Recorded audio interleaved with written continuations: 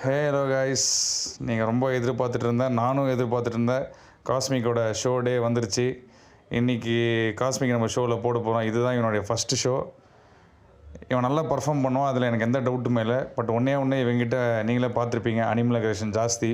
இவனோட பெரிய டாக்ஸோ இல்லை அதர் டாபர்மேன் பார்த்தாலும் கண்டிப்பாக இவன் மேலே பாஞ்சிருவான், அதில் எனக்கு எந்த டவுட்டுமே இல்லை.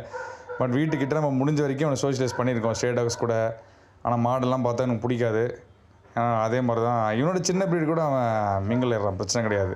பாருங்கள், டேஷன் கூட அவன் இந்த ஷோவில் தான் ஃபஸ்ட் டைம் பார்க்குறான். பட் ஆனால் அவனை இன்ட்ரடியூஸ் பண்ணும்போது நான் கூடியதை நின்றுருந்தேன். ஃபஸ்ட்டு டைம் கொஞ்சம் அப்படி இப்படின்னு சவுண்டு போட்டாலும் அப்புறமா ஃப்ரெண்ட்ஸ் ஆகிட்டாங்க 2 பேருமே.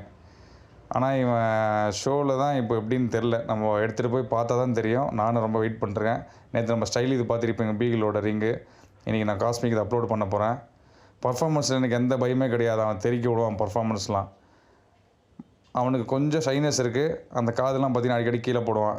ஆக்சுவலி டாபர்மேன் அந்த மாதிரி பண்ணக்கூடாது, அந்த மாதிரி பண்ணால் ஜட்ஜ் ரிஜெக்ட் பண்ணிவிடுவாங்க. பட் ரிங்கில் பார்ப்போம்.